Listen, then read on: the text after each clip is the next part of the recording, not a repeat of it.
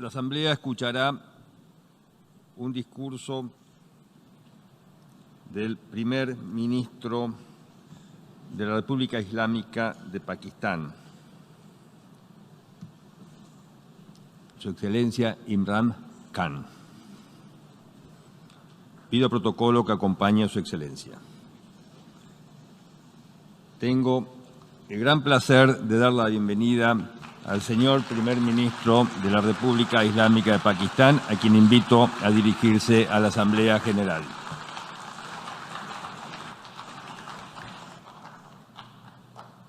Bismillah ar-Rahman ar-Rahim.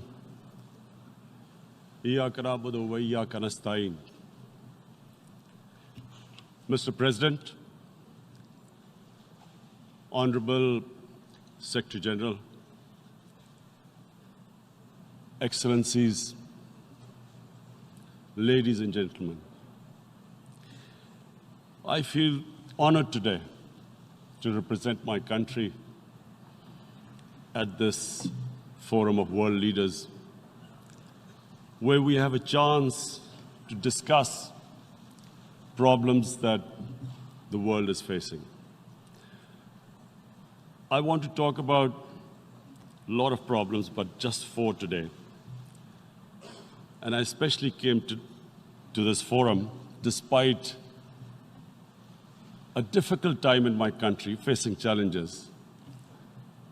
I would not have come, but because I feel that there are some very urgent problems which the world must address.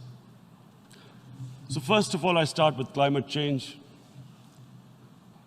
So many leaders have talked about climate change. But Mr. President, I feel that there is a lack of seriousness. Perhaps world leaders some of the leaders who can do a lot, do not realize the urgency of the situation. We have a lot of ideas, but as someone said, ideas without funding is mere hallucination. Pakistan, I'll give you start with my own country. Our country is amongst the top 10 nations in the world which are most affected by climate change. We depend upon our rivers. We are mainly an agricultural country. And 80% of the water in our rivers comes from our glaciers. The glaciers not just on the Pakistani side, even India. The 80% of the water in Ganges and the Indian rivers also comes from the glaciers, from the Himalayan glaciers, Karakoram, Hindu Kush. And these glaciers are melting at quite a rapid pace. We detected already 5,000 glacial lakes in our mountains. And if this keeps going, if nothing is done, we are scared that humans are facing a huge catastrophe. In my country, when my party came to power in the province of KP, we planted 1 billion trees in 5 years. Now we've set ourselves a target of 10 billion trees in Pakistan. Idea being to counter the effects of global warming. But one country cannot do anything. This has to be a combined effort of the world. My optimism comes from the fact that humans, the Almighty has endowed humans with great powers. We can do anything, provided our survival instinct is stirred up. And this is really what I hope that the United Nations will take a lead in this. There must be more emphasis. Richer countries must be pushed. Countries that are responsible for, mainly are responsible for greenhouse gas emissions. They must be pushed because our country contributes minuscule amount to greenhouse gases. So I feel that the United Nations must take leadership in this. My second issue for me right now is even more critical. Mr. President, every year, billions of dollars leave the poorer countries and go towards rich countries. Billions of dollars siphoned off by the ruling elites of the developing world. And they find their way into Western bank accounts, offshore accounts, tax havens, expensive properties hidden behind companies bought in Western capitals. Mr. President, this is devastating the developing world. This is causing more poverty, deaths. It's impoverishing the developing world. The difference between rich and poor countries is growing because of this. Money laundering, which happens because money leaves the poorer countries into rich countries, is not treated the same as, for instance, money from drugs or terror financing. The seriousness which terror financing and money from drugs, the way it is treated, it's not the same. The way the poor countries are being plundered by their elites. It's not happening. In my country, when I took charge of our government a year back, in the 10 years preceding that, our total debt went up 4 times. The debt we had accumulated in 60 years, just in 10 years, it went up 4 times. As a result,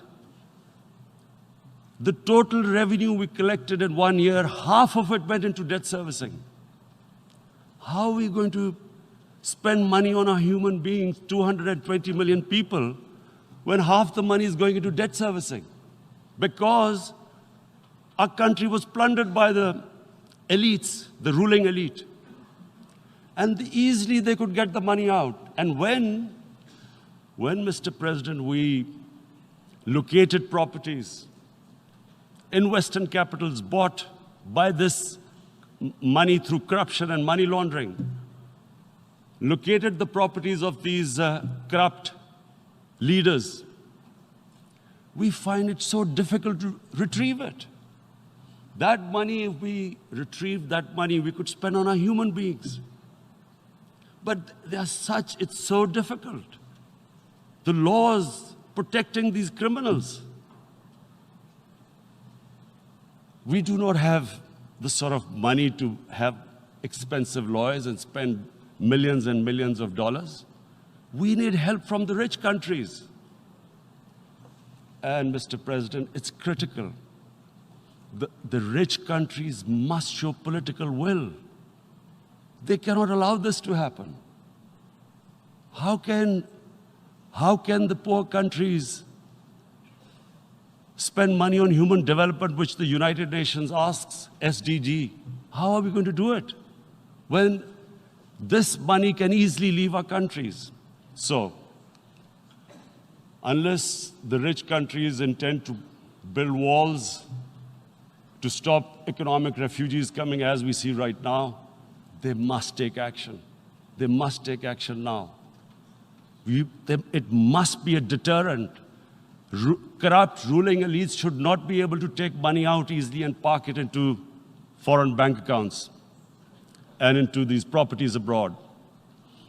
And I never understand why. Why do we have these tax havens?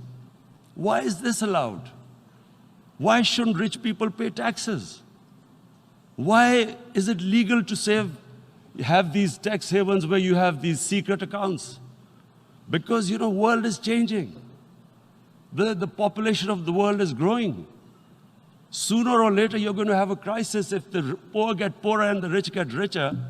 There is going to be a crisis sooner or later. So this is my second point. I hope that the United Nations takes a lead in this. It involves the IMF, the World Bank, Asian Development Bank. They must find a way of stopping this plunder of the developing world. My third point. My third point is Islamophobia. There are 1.3 billion Muslims in this world. There are millions of Muslims living in other countries, European countries, in the US, as minorities. Islamophobia, since 9/11, has grown at a pace where it is alarming. Human communities live together. There should be understanding amongst them. But Islamophobia is creating a division.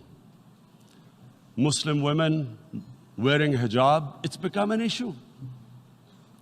It's become an issue in some countries. Hijab is some sort of a weapon. A woman can take off her clothes in countries, but she can't put on more clothes. How is this happening? Because of Islamophobia. And how did this Islamophobia start? After 9/11. And why did it start? Because certain Western leaders equated terrorism with Islam. Islamic terrorism. Radical Islam. What is radical Islam? There is only one Islam. And that is the Islam we follow of Prophet Muhammad sallallahu alaihi wasallam.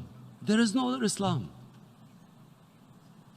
Radical Islam, Islamic terrorism, what message did they send to people in the West? And why is there Islamophobia? How is a person in New York, in the Midwest, in the US, in European capital, how is he going to distinguish between who is a moderate Muslim and who's a radical Muslim? Because terrorism has nothing to do with any religion. This Islamic terrorism, Islamic radicalism, and sadly used by leaders, this has been the main reason for this Islamophobia. And it has caused pain amongst Muslims. We in Muslim countries watch this Islamophobia traveling abroad, and it's getting worse. And may I just say, Mr. President, that in European countries, it is marginalizing Muslim communities. And we all know that marginalization leads to radicalization. Some of the people who ended up as militants in Syria and other places were from marginalized Muslim communities. And my point here is that we must address this issue. I'm sad to say that we Muslim leaders have not addressed this issue either. After 9/11, when this thing came about war against radical Islam, rather than Muslim leaders trying to explain to the West that there is no such thing as radical Islam, in all human communities, they are radicals. They're liberals and rest are moderate. All human communities, Christians, Jews, everyone has it. But Islam is not radical, neither Judaism, neither Christianity, neither Hinduism. No religion preaches radicalism. The basis of all religion is compassion and justice, which differentiates us from the animal kingdom. But unfortunately, the Muslim leadership was so scared of being called radical Islam that all of them became moderates. In Pakistan, we were in the eye of the storm, and our government coined a phrase called enlightened moderation. No one knows what it meant, but everyone started putting on Western suits that they were moderates, started speaking. Even those who didn't know English would speak English because they were moderates. No one had a clue what it was. Because we, in the Muslim world, did not explain to the West that there is no such thing as radical Islam. One of the reasons why after 9/11, Islam was supposed to be equated with terrorism was suicide attacks. Because the 9/11 bombers did a suicide attack, all sorts of theories came up that the Muslims are involved in suicide attacks because they will get virgin in heavens. Some came up with, what about women, suicide attackers? So this bizarre thing happened. No one explained. Suicide attacks and Islam were equated. No one did research that before 9/11, the majority of suicide attacks in the world were by Tamil tigers, who were Hindus. No one blamed Hinduism, and quite rightly. What has Hinduism got to do with what desperate people were doing in Sri Lanka?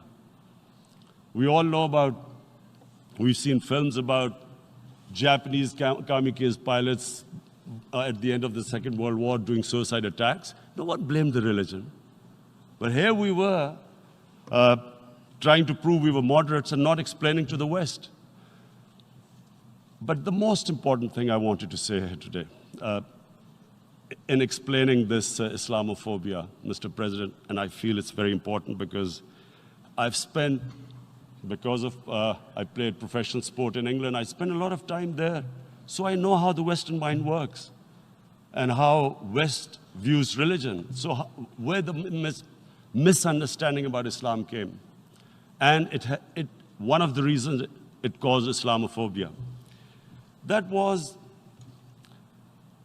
in 1989, this book was published, maligning, insulting, ridiculing our Prophet Muhammad sallallahu alaihi wasallam. And there was a reaction in the Muslim world. The West couldn't understand what was the problem. Because in the West, because I have spent so much time in the West, religion is perceived completely differently. They don't look upon religion like we do. And so, Islam was supposed to be an intolerant religion. It was against freedom of expression. And Islam took a real beating 30 years ago. I still remember it became a watershed. And every 2 or 3 years, someone would malign our Prophet, peace be upon him. There would be a reaction by the Muslims. And again, it was Islam, an intolerant religion. Again, this time, I blame a certain section of the people in the West who deliberately provoked this, knowing the impact it would have. But the majority of the people in the West didn't understand. This is where, again, Muslim leadership let the Muslims down. We should have explained to them what our Prophet, peace be upon him, means to us. So in 1 minute, I'll try and explain what he means to us. Our Prophet was the witness to the divine book, the Holy Quran. The Holy Quran is the book of guidance for Muslims, and the Prophet's life was living the Quran. He was an example of what the Quran guided us to be. So he is the ideal we all try to get to. The Prophet created the state of Medina, the first state in Islam. That state was the basis of a Muslim civilization which became the predominant civilization for the next 700 years. And what was that state? I hear such strange things about Islam, that it is against women, it's against minorities. The first state of Islam in Medina, it was the first time a welfare state was set up. The state took responsibility of the weak, widows, orphans, poor people, handicapped. It taxed the rich, spent the money on the poor. The state announced that all human beings are children of Adam, hence equal, whatever the color of their skin. The state announced, the Prophet announced that, and slavery, the whole system depended on slavery as it did for many years in the Western societies. The Prophet said that one of the greatest deeds is to free a slave. But because the society depended on slavery, he said, but if you have to, treat them as an equal member of the family. And as a result, something happened in a Muslim world which hasn't happened in any other civilization. Slave dynasties appeared. Slaves became kings. The Mamluks, slaves who ruled Egypt.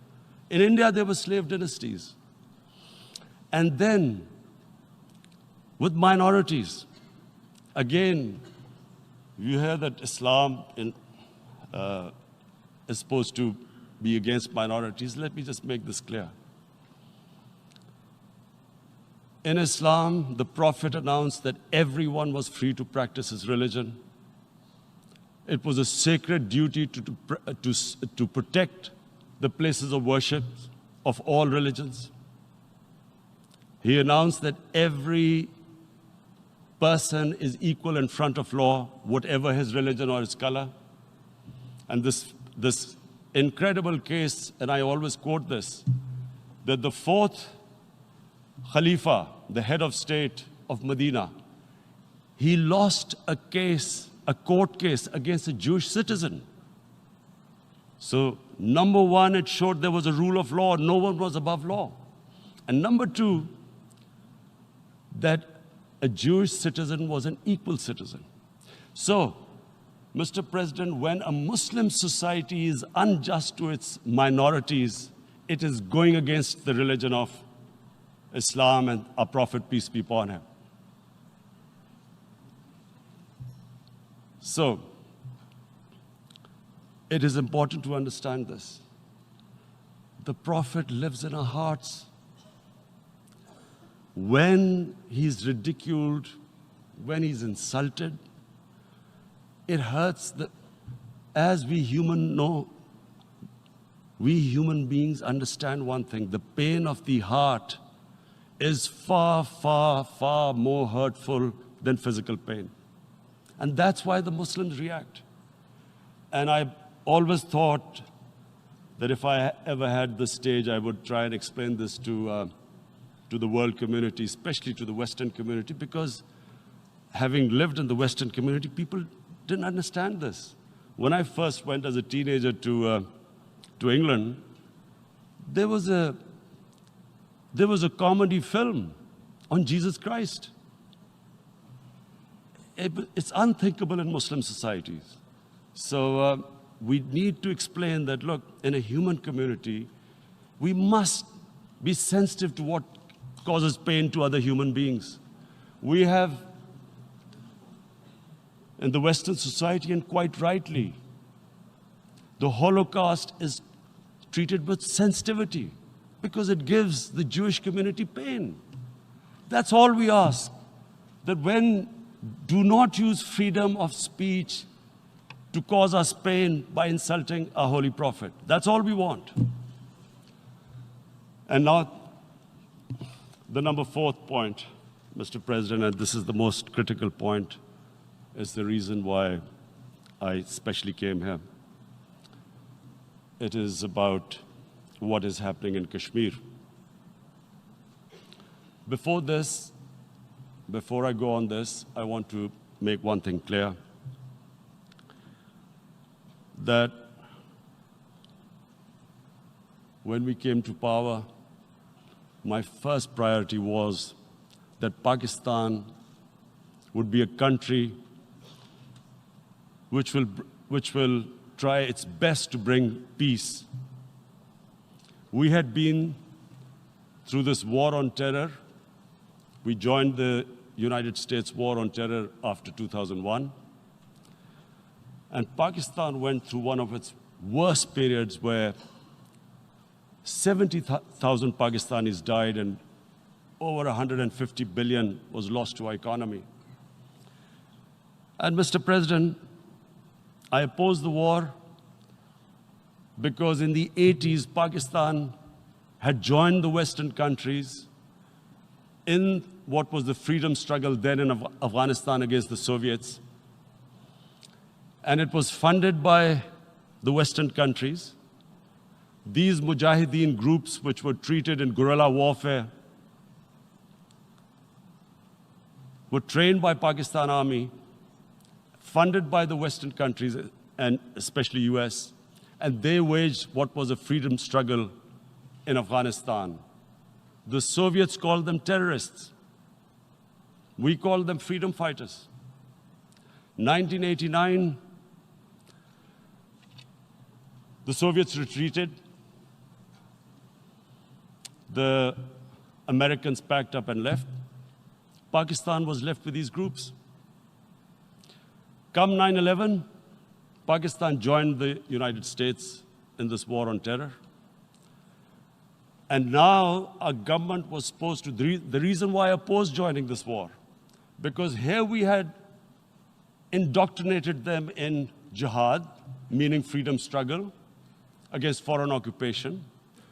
Now, because we had joined the US, and the US had occupied Afghanistan, now we were supposed to tell them that, no, this is not freedom struggle and jihad, it's terrorism. So that's why I tried to tell then government that, stay neutral because you will have leverage over them. You will be able to control them. But if you join them, you become collaborators and they will attack you, which is what happened. They turned against us. We went through a nightmare. 70,000 people killed in a war we had nothing to do with. No Pakistani was involved in 9/11. Taliban were in Afghanistan. Al-Qaeda was in Afghanistan. What had we to do with it? 70,000 Pakistanis died. So when we came to power, we decided that we would dismantle what was left of these groups.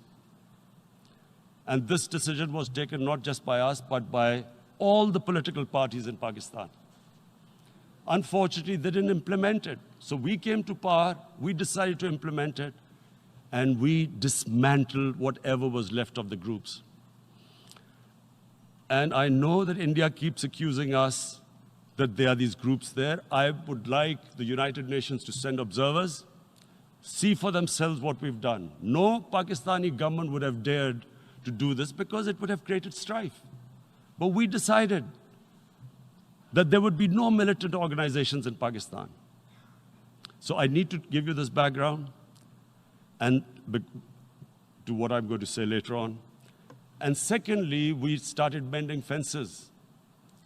I invited the Afghan president. We developed a relationship with Afghanistan. We had problems with Iran. We mended fences there.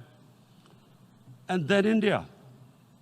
Now let me just give you a little background about my relationship with India. Because of cricket, and cricket being it's a passion in the subcontinent, I had great following in India. I have friends in India. And I loved going to India. So immediately, when my party came to power, the first thing we did was to immediately reach out to India.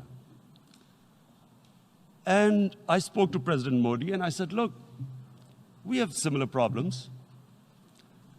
Climate change, poverty, let's get together. Let's resolve our differences through trade. Let's build a relationship on trust. Prime Minister Modi told me that, there were terrorist attacks from Pakistan.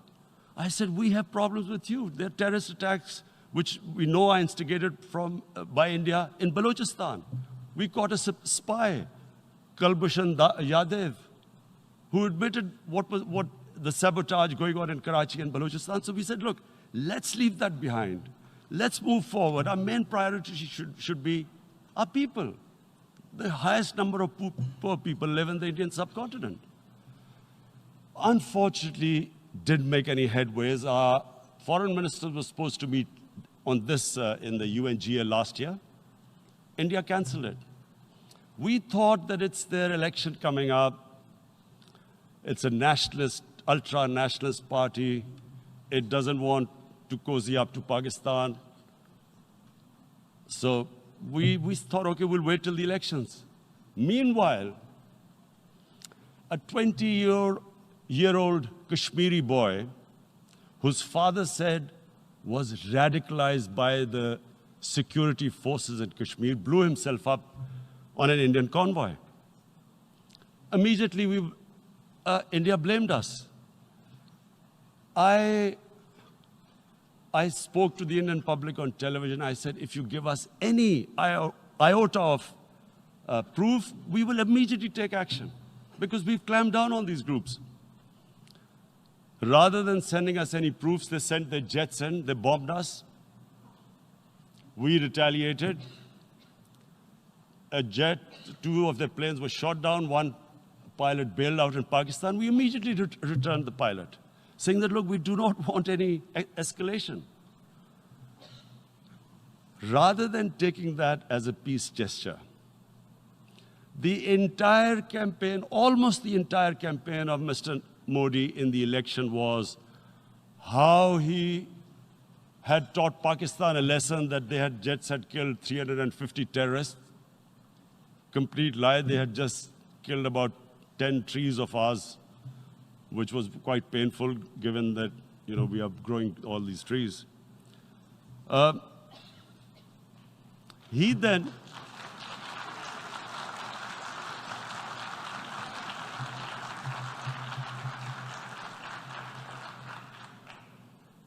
the election campaign, Mr. Modi used words like, this is just a trailer, the movie is about to start.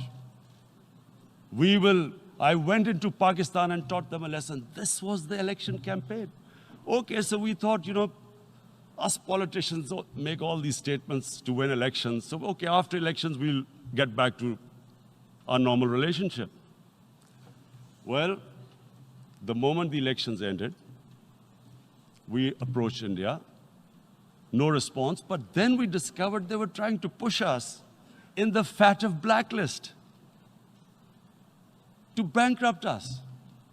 That's when we realized there was an agenda. And that agenda became obvious on the 5th August when India went against 11 United Nations Security Council resolutions, which say that Kashmir is a disputed territory and the people of Kashmir have the right of self-determination. They went against that. They went against Simla Accord, which is about bilateral, sorting out our differences through bilateral means, went against that. They actually went against the Indian Constitution. Illegally, they revoked Article 370, which gave Kashmir the special status. They got an extra 180,000 troops there. Total number of security forces in Kashmir now are 900,000. And they put 8 million people of Kashmir under curfew.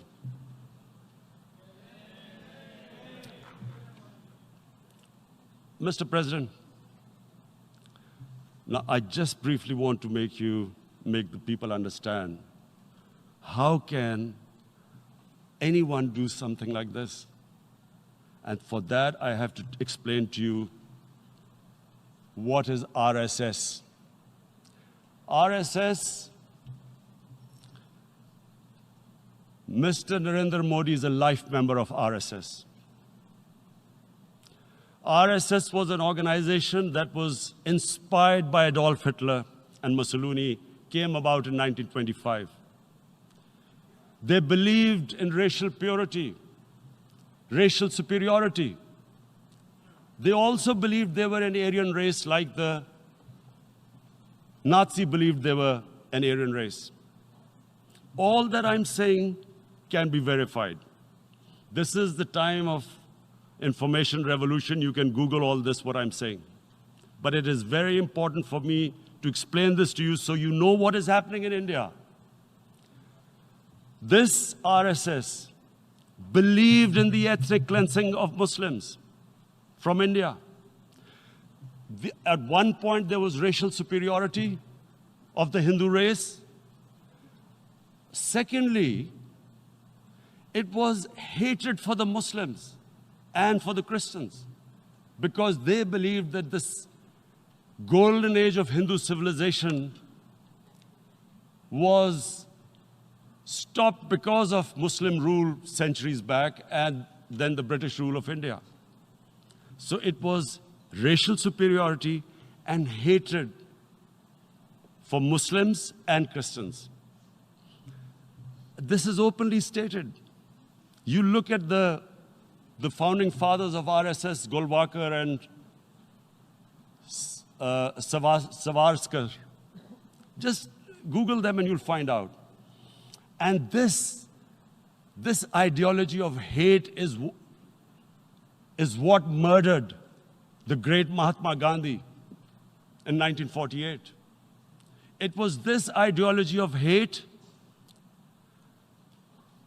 that made Narendra Modi in 2002 do a pogrom against Muslims in Gujarat when he was the chief minister. He allowed 3 days for these RSS goons who were inspired by the Hitler brown shirts. They actually wear brown shirts. This RSS, the Congress Home Minister gave a statement that in RSS camps, terrorists are being trained. And these terrorists butchered 2,000 Muslims and 150,000 Muslims were made homeless. Narendra Modi could not travel to the US because of that.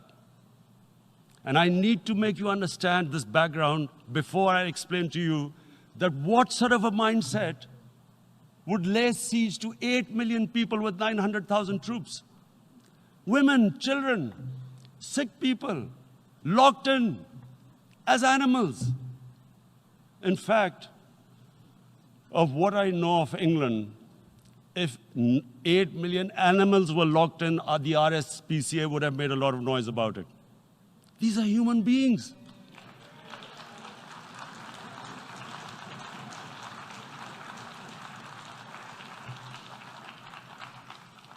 And Mr. President, what comes with racial superiority, these illusions of Aryan superior race, is arrogance. The two go together. And it's arrogance that makes people make mistakes and do stupid things. Cruel things like what Narendra Modi has done. It's sheer arrogance. And it's arrogance that has blinded him from the fact that what is going to happen when the curfew is lifted? Has he thought about it? This hasn't been thought through. What is he going to do when he lifts the curfew? Does he think that people of Kashmir will quietly accept the status quo because India has changed the constitution and taken away the special status? They'll accept that? Mr. President, 100,000 Kashmiris have died in the past 30 years because they were denied the right given by the United Nations, the right for self-determination. 100,000 have died and 11,000 women have been raped. There are 2 United Nations human rights reports on this. The world hasn't done anything because India is a huge market, 1.2 billion people. Sadly, the material prevails over the human. But this has serious consequences. Again, I repeat, that's why I'm here. Look, what is going to happen when the curfew is lifted will be a bloodbath. The people will come out. There are 900,000 troops there. They haven't come to, as Narendra Modi says, he's done this for prosperity of Kashmir. This is supposed to be for the development. These 900,000 troops, what are they going to do when they come out? There'll be a bloodbath. Has he thought it through what happens then? Mr. President, has anyone thought that what happens when there is a bloodbath? What do you think the impact will have on people of Kashmir? What do you think they will think? The way they have been boxed in their houses, treated like worse than animals, no rights. Thousands of all the political leadership has been arrested, taken out of Kashmir. Even those Kashmiri leaders who were pro-India have been taken out. 13,000 boys have been picked up and taken to God knows which destinations. So what do they think? What will the people of Kashmir do when they lift the curfew?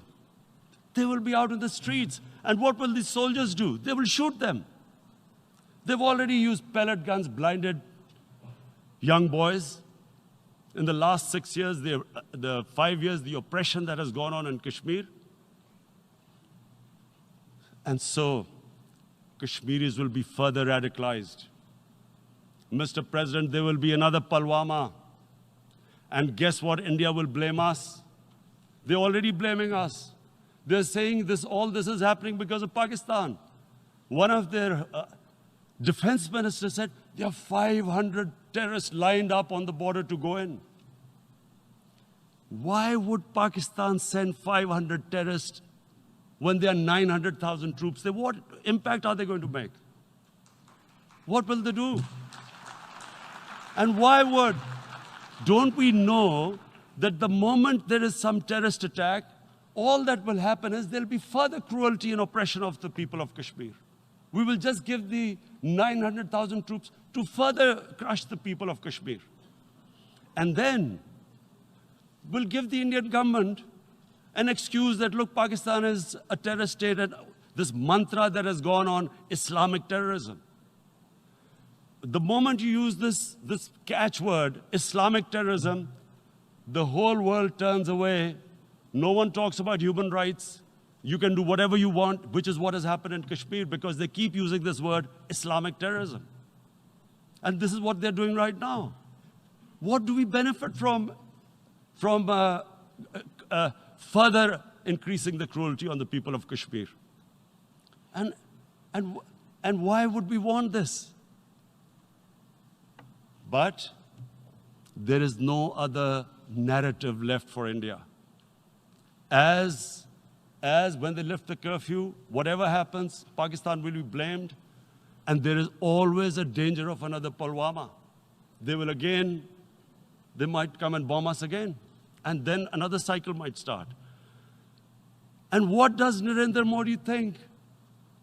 That 180 million Muslims of India are thinking right now. Aren't they watching these Kashmiris stuck inside for 55 days they've been stuck in? Aren't they watching? What do you think? Don't you think that the Muslims will be radicalized in India?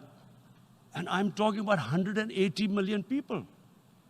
And when they get radicalized, there will be some incident in India somewhere down the line. Again, we will be blamed. And I'm warning you right now, again, we will be blamed. And Mr. President, what about 1.3 billion Muslims who are watching this? And they know that it is only happening in Kashmir because they're Kashmiri Muslims. This is not happening to Kashmiri Hindus. They know that this is happening because of their religion. So what do you think they will be thinking? What do you think the Jewish community would think if they were, forget 8,000 Jews stuck like this? What do you think Europeans would think? What do we think? I mean, any human community, if their members are stuck like that, what do you think they will think? Are we a children of a lesser God? Is it not going to cause us pain? And then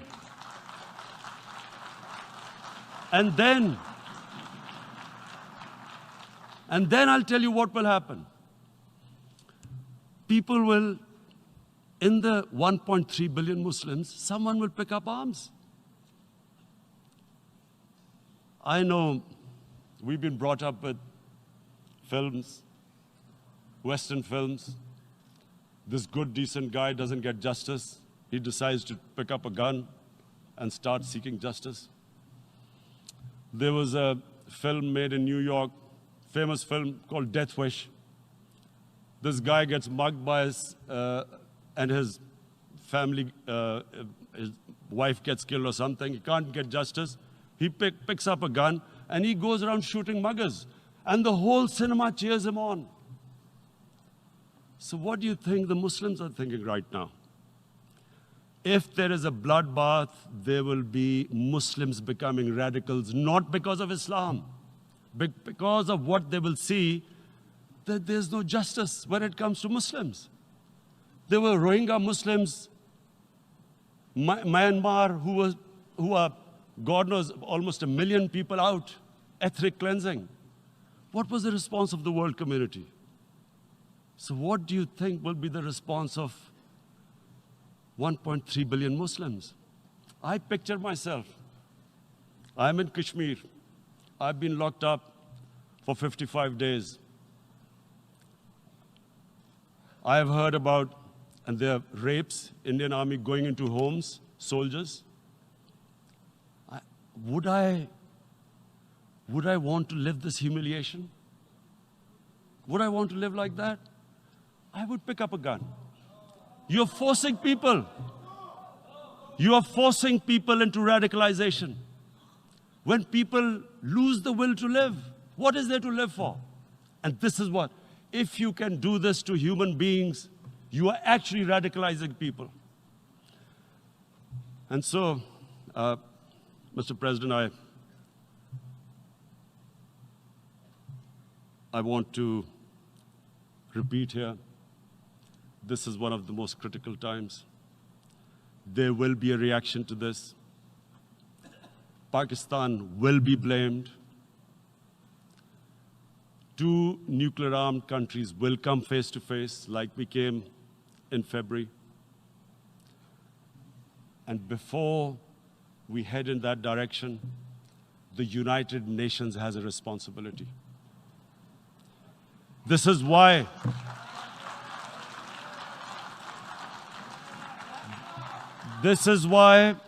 the United Nations came into being in 1945. You were supposed to stop this happening. I feel we are back to 1939, Munich. Czechoslovakia has been taken, annexed. What is the world community going to do? Is it going to appease a market of 1.2 billion, or is it going to stand up for justice and humanity?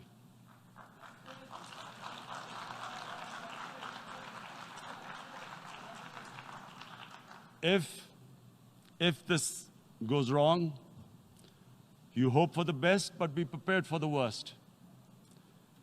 If a conventional war starts between the 2 countries, Mr. President, if a conventional war starts, and anything could happen, but supposing a country 7 times smaller than its neighbor is faced with the choice, either you surrender or you fight for your freedom till death, what will we do?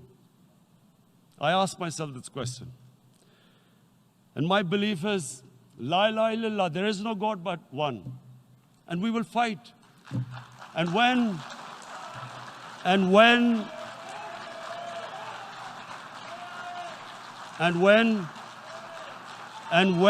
a nuclear-armed country fights to the end, it will have consequences far beyond the borders. It will have consequences for the world, which is why I repeat I'm here. Because I'm warning you, it's not a threat. It's a fair worry that where are we headed? And I've come here to tell the UN, you've got to, this is a test for the United Nations. You are the one who guaranteed the people of Kashmir the right of self-determination. They are suffering because of that. And this is the time.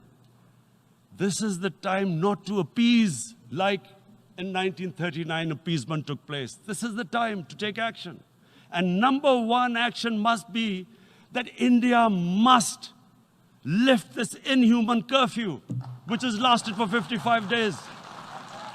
It must free all political prisoners, and especially those 13,000 boys that have been picked up. Parents don't know where they've disappeared. And then the world community must give the people of Kashmir their right of self-determination. Thank you.